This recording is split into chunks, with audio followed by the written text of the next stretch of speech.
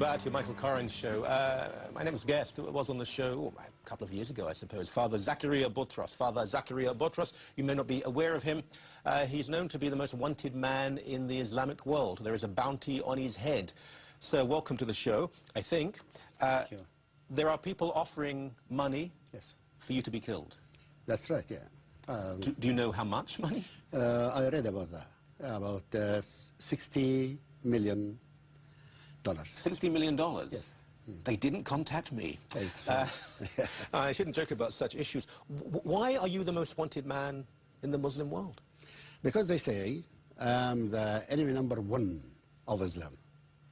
Because I expose Islam as it is. I read the books of Islam and expose it in front of the people. We have a TV show weekly on Fridays, and I read from their books and I ask, is this your Islam? Islam of terrorism, as it says in the verses of Quran and the hadith of Muhammad? Is that the Quran to kill Christians and Jews? Is that your religion? So, many questions like that. I have 5 main questions. Before, you're a Christian priest? Yes. From Egypt. From Egypt. Are you allowed to go back to Egypt? I hope that I won't, and they want that. They won't let you? They want me to be there in order to accomplish their mission. So you live in exile in the United States? Somewhere on the global earth. Okay, okay. You can't be specific. We have many Muslims on the show, and some believe, some don't, but those who believe will say there are passages in the Quran that are open to interpretation, and ignorant people will interpret them incorrectly. Yes. They will say the same is possible of the Old Testament, but Islam is a religion of peace. Yes. When I explain the Quran, I don't explain it myself. I go back to their books, the interpretation books of the leaders and sheikhs of Islam, and to read the interpretation from it. But when they compare between the God and the war in the Old Testament and war in the Quran, I say that, first of all, war in the Old Testament was not for preaching the Judaism, the religion. It's not. Islam is. Second thing, wars in the Old Testament is not invading other countries. Islam invades other countries. So the war in the Old Testament is very different than the war in Islam. Totally different. You see, in the Old Testament, it is a government and a religion. So the government should kill people who go astray and against the government. But when Jesus came, completed the vision of religion and separated between state and religion. State is a state, which is with its laws, but religion is a religion of peace. But Islam came back and combined between state and religion and encouraged people to kill, not only the government. And it's a verse in the Quran, encourage the Muslims to kill people who do not believe in Quran and Muhammad. There are hundreds of millions of Muslims, and the vast majority don't try to kill people who don't believe in their religion. Yeah. Look, there are some people who do not believe in the religion, yes, and there are some Muslims who are moderate Muslims. I don't deny that. There are many people who are moderate people, but they are not true Muslims. If they follow the commandments of the Quran and the hadith of Muhammad, they will become true Muslims like Bin Laden, terrorists. But the moderate people are wanted too by the fundamentalists. They believe that they are against Islam. They are not Muslims. So they should be killed too. Yet there are many moderate Muslims who are putting their lives at risk as soldiers, fighting fundamentalism. Yes. Also, for a longest period, the early medieval world, Islam did rule parts of Europe, and it was tolerant. The Ottoman Empire was no worse than any Christian empire. I don't compare between religions, between the people of religions. I compare between the books of the religion. I compare between Quran and the New Testament, the Bible. What are the commandments here and what are the commandments there? But people are different. They apply the commandments or not. You know, so I don't compare between people. I compare between books of the religions. So all the commandments in the New Testament are for peace and love. No word for killing. But when you read the Quran, you will find, or Quran and Hadith, you will find 53,000 and 213 verses and the Hadith speaking about killing. So we compare. If a Christian or anyone in Canada wishes to become a Muslim, they can. They're allowed to, and some do. If a Muslim, say in your country, in Egypt, if a Muslim wanted to become a Christian, would they be allowed to? A Muslim become Christian, yes, it's allowed and welcomed. So, but on Christian to become Muslim is prevented. No. So if a Muslim wants to become a Christian, to leave Islam... Oh, no. It's prevented, prohibited at all, no. But Christian to become Muslim, okay, it's welcome. But Muslim to become Christian, then he will be killed. Is that the teaching of Islam, or is that some Muslims who are simply acting intolerantly? There are verses from the Quran and the Hadith telling to kill any person who go astray from Quran, from Islam. Hadith, kill those who go astray from Islam. But moderate Muslims now say, no, it does not say that. It does not mean that. Want to make Islam with a good face. You know that Islam has two faces? Two faces. Meccan face and the Medina face. The first stage of Islam, all the verses of the Quran about peace and love. Because Muhammad was weak, Muslims were weak. They were about 70% only for 10 years. But when he moved to Medina, everything was changed. He became a military leader, stronger. And then he killed people who do not believe in Islam. So, and he canceled all the verses of Mecca, which is they call abrogation, abrogated verses. Deleted all the verses of peace and spoke about the war peace, war verses. War verses. I understand the difference between a book, a holy text, and people who follow that book. But if we look at history, and many Muslims are watching now, and I know they'll be very upset with what you're saying, but you have that right to speak in this country. Of course. In the late 15th century, for example, Spain expelled most of its Jewish citizens who had been there for hundreds of years. They could either convert or leave. They left, and many, probably most of them, went to the Muslim world, where to a very large extent they were welcomed. And many of them went on to become political leaders, and there was some persecution, but generally they faced a much more tolerant society. Catholic Spain inspired by the Bible, and the Muslim Middle East and Near East inspired by the Quran. Yes. By their fruits we shall know them. Yeah. The Muslim world was to be an empire, and it succeeded in that in the Middle East and in the Middle Ages. Yeah. Succeeded to become a big empire. This is the main or ultimate intention of Islam, to be an empire. And religion is just a factor to establish this empire, to establish government, to establish state.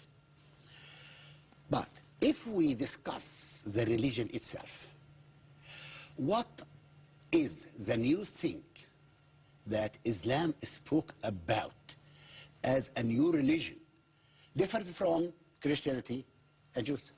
Okay, when we come back, I'll ask you that question specifically. In just a few moments and some wonderful commercials and stuff on the Koran. Father Захария Бутрos, Coptic, Orthodox priest and Egyptian, cannot go back to Egypt, lives in exile, can't be too specific where he actually lives. There is a bounty on his head, $60 million. It's like the lottery, it seems to go up every now and again. We laugh because what else can we do in reaction to this? He's meant to be the most wanted man in the Islamic world. Before the break, you mentioned the difference between Islam. Well, not the difference, what did Islam bring that was new? When the Pope asked this question, originally asked by a Byzantine emperor many, many years ago, there were mass demonstrations, people were killed, there were threats. What did Islam bring to the world that was new? Islam did not bring anything new. Islam went back to the Jewish law. An eye for an eye, teeth for teeth, and does not bring anything new. I challenge all the leaders of Islam to bring one thing new. To say, oh yes, Islam came with this doctrine, which Christianity did not bring. I challenge everybody. Let him tell me a single new thing, which Christianity did not mention. I'm not Muslim, but the argument would be the supreme oneness of God. The Christianity, this would be the Muslim argument, had moved away. The Trinity was moving away from the absolute oneness of God, Muhammad being his final prophet, the great message being given to him. That's what they say. But oneness of God is in the Bible. Do you believe in one God? Good. You know? We believe in one God, not in three. The Trinity is not three gods. It's one God. It's like a man. I have an existence, I have mind, I have spirit. And I am a man, only a single man, with three different elements. Existence, mind, and spirit. What's strange with God? God has an existence, mind, and spirit. And all are in one. So we believe in one God. In the name of the Father and the Holy Spirit, one God. Amen. Let me ask you this, because debating theology, I love it, and it's wonderful. But the point in a secular society is not where we stand on theology, but that we are allowed to stand on theology. We can have this debate. I guarantee you, there will be people writing to broadcast authorities demanding I'm taken off the air, even for having this discussion. We must be allowed to express our opinions, even on religion. We are allowed to, in North America and Europe, Australasia, areas founded on Christian principles. Are we allowed to discuss these issues in the Muslim world? Could we, you and I, have this debate on television in Egypt, Saudi Arabia? That's what I do, but it is not allowed among Muslims. They have a verse in the Quran. Do not ask about anything. It will not be good for you. It's a verse in the Quran. And when you discuss these things with them, they don't let you to go in this discussion. They take you attacking your book, attacking your beliefs. They don't leave you to discuss whatever you want and to ask them. No. They ask you and not ask it. But on the TV, every Friday, I speak openly about all these things and discuss all these things openly from their books. I have evidences from their books which proves our religion. So I speak about that. And no one, for 6 years till now, we started on the 1st of September in 2003, till now 6 years, no answer from all over the Arab world. Have you invited, now your show is broadcast into the Islamic world? Yes, all over the Islamic world. Have you invited Muslim scholars to come onto your show? Sure. I invited many of them, but all of them want me to go to their land to discuss that in their country. Why? Yes, good advice, don't do it. Why? You know? And one only sheikh from Saudi Arabia, called Ahmed al-Swedi, I hope that he is well, came to our show in Paltalk in the internet and debated with me about the Trinity and the incarnation of Jesus Christ, and it was very excellent. And we have all his talks in our website. In Arabic? Yeah, in Arabic, yes. Right. In Arabic. So how many people, you broadcast in Arabic? Yes. How many people in the Arab world are watching your show? 100 million. 100 million? 100 million all over the Arab world. It's almost as many as the Michael Korena show. So am I surprised that there is a bounty on your head? These people who watch the show, surely they're not all opposed to you. They may disagree with you, but they're watching the show, they're interested in what you have to say. They don't want to kill you. They won't. They do? Yes. Many people come and say their testimony after they are converted. They say, when we saw you on the TV speaking all these things, we wanted to kill you and planned to kill you. But when we read all things which you spoke about, and we find that you are right, we changed our minds. Now we are believers. We believe in Christ. It's very excellent show. We encourage you. Tell me, moving aside, well, it's a religious argument, a religious issue, but it's also a social one. Egypt has a large Christian population. Egypt was home to many of the church fathers and the early church. It is now, is it what, 10% Christian? Yes, Egypt? about. I hear terrible, terrible stories. Not in all of the Arab world. I know Christians from Syria and Palestine and Jordan who are not maltreated. But in Egypt in particular, I hear from Christians who tell me the most horrible stories of how they're treated. Yep. Is this true? Yes, it's true. They killed people and still killing people. El-Kosh, a village in Upper Egypt. All the Christians there were killed. But when did this happen? It's in twice. In 1999 yeah. and in 2000. So recently, last 10 years. This is the second time, you know. And there are many countries, when any person go to the church and kill people there, you know, they say, oh, he is mad. Mad and choose the churches and go from church to church to kill. And is mad. Every accident, they say, oh, he is a madman. Now, in Pakistan, a small Christian community, beautiful people, peaceful. There have been terrible cases of violence against Pakistani Christians. In Turkey, which is meant to be fairly secular, in Turkey, a Catholic priest, a nun was killed, a priest too. Indonesia, which is one of the more modern examples of Islam, young Christian schoolgirls beheaded on their way to school. And in Iraq? And in Iraq, Christians, since the war, under Saddam Hussein, the Christians were not so badly treated. But since then, terrible treatment, Christians leaving the country. When in the West, though, we say Christians are being badly treated in the Muslim world, people will argue, not only Muslims, oh, you're being Islamophobic. That isn't true. Yes. It is true? It's very, very sad. It's very, very sad. People in the West think that Islam is a religion, so it equals Christianity as a religion. But I want to tell them that Islam is not just a religion. Islam a state and a religion. So Islam is ideology. Islam wants to prevail the whole world. And 9/11 is not so far from us. This is their ultimate intention. Many Muslims watching will be so hurt by what you're saying. They don't want to take over the world. They simply want to live their life, be happy and good. No, those people follow the Meccan Islam because they are weak now. But when they have the upper hand, they will do more than that. And the history of Islam everywhere is known. Everywhere is known. But let me say, and do not insult people in the West, let me say that, if you let me to say, Muslims pretend to be nice people. Oh, but this is so jarring to Canadian ears. The Westerns are very naive. They say that they are very peaceful and love people. What are you saying? Surely most Muslims are peaceful people. Naive. You're saying every Muslim is like that? Look, every true Muslim is like that.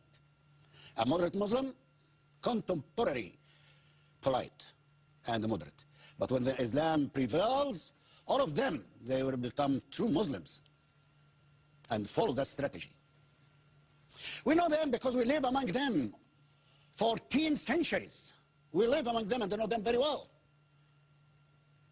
But the Western people did not live with them. So they just only see the peaceful way.